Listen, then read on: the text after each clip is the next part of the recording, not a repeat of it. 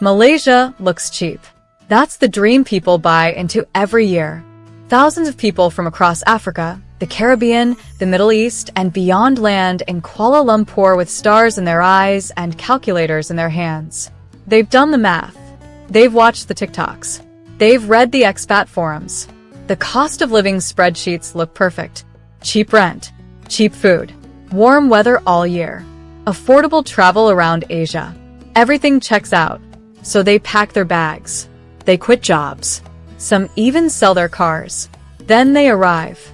And within 6 months, sometimes even 6 weeks, something changes. Not the food, not the culture, not even the traffic. It's the bill, the real bill, the one nobody warned them about. Because Malaysia is not exactly what many people think it is. Most people imagine a developing country trying to become modern. But Malaysia is something different. It's a country sitting in the middle. More developed than some places around it, less expensive than others. A place where luxury skyscrapers stand beside older neighborhoods. A place where you can live incredibly cheaply or spend money faster than you ever expected. And if you don't understand that balance, your wallet learns the lesson for you. Because this isn't just a story about rent prices. It's a story about expectations colliding with reality. Now here's the interesting part. The cheap side of Malaysia is very real. Street food isn't just affordable. It's almost ridiculous. You can eat meals that would cost $10, $15, maybe $20 in some cities around the world for a tiny fraction of that price. Public transport is affordable. Ride-hailing apps are affordable. Domestic flights can feel unbelievably cheap. At first glance, the numbers look beautiful. The math works. But cheap in Malaysia isn't one fixed reality. It's a spectrum. And where you land on that spectrum depends on decisions you don't even realize you're making. Because here's something many people don't talk about. There are almost two versions of Malaysia. There's the Malaysia many locals live in. And then there's the Malaysia many foreigners eventually end up living in. And those two worlds don't cost the same amount of money. A person living locally can live comfortably on one budget.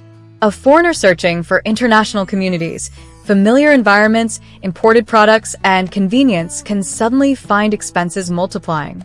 Then come the extras.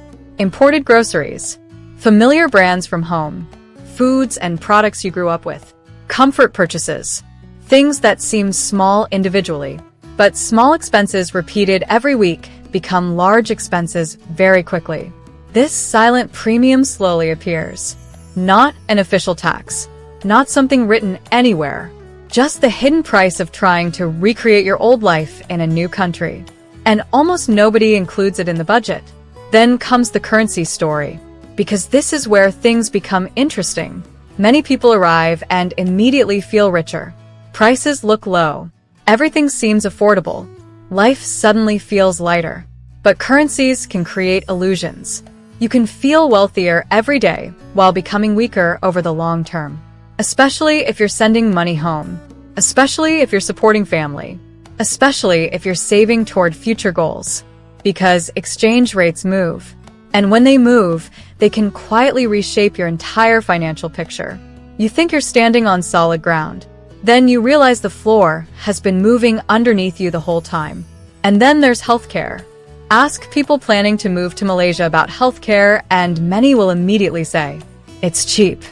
And for normal situations, that's true. Routine checkups, minor illnesses, basic treatment. For everyday life, it works well. But emergencies don't ask for permission. Nobody plans for emergencies. Nobody wakes up excited to budget for unexpected medical expenses. People always think they'll sort insurance out later. Later becomes next month. Next month becomes next year. And eventually later arrives. Malaysia has excellent healthcare. But excellent healthcare and affordable healthcare are not always the same thing. Then comes immigration. And this is where long-term dreams start becoming complicated. Visiting a country is one thing. Building a life there is something completely different. Short stays feel easy. Long-term reality introduces paperwork, renewals, requirements, and restrictions. The hidden administrative costs begin stacking up. Money, time, stress. Suddenly people find themselves spending energy just maintaining the right to stay where they are. that's not cheap living. That's stress dressed up as adventure. Then there are the things nobody warns you about. Lifestyle adjustments. Social expectations.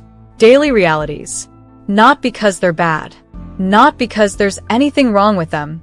Simply because people didn't research them deeply enough. Because sometimes the biggest cost isn't financial. Sometimes it's adaptation. And that's where the contradiction finally appears. Malaysia wants investment. Malaysia wants talent. Malaysia wants growth. And it has built incredible infrastructure around that goal. Modern transport systems. Massive developments. World-class buildings. Real investment. Real ambition. But building a city people want to visit is not the same as building a system people can easily settle into. Malaysia feels cheap when you arrive. It can feel cheap for months. Then life starts happening. Renewals happen. Unexpected expenses happen. Reality happens. And suddenly the spreadsheet starts looking very different. Here's the thing though. Malaysia really is remarkable.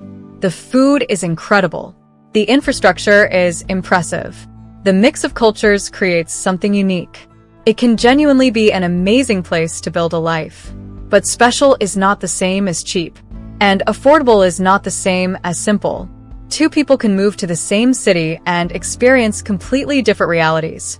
One person does the research, understands the costs, plans carefully, builds community, and creates an incredible life. Another sees only the surface numbers, moves too quickly, and slowly discovers problems they never expected. Both stories are real. Both stories are happening right now. Sometimes in the same apartment building. So the question isn't whether Malaysia is worth it. The question is whether you've done enough homework to end up in the right version of the story. Have you been to Malaysia? Have you lived there? Did reality match expectations? Or did the real bill hit you somewhere you didn't expect? Drop your experience in the comments. People need real stories, not just highlight reels. And if this helped you, share it with someone planning a move. You might save them from a spreadsheet missing a few very important columns. Like, subscribe, and I'll see you in the next one.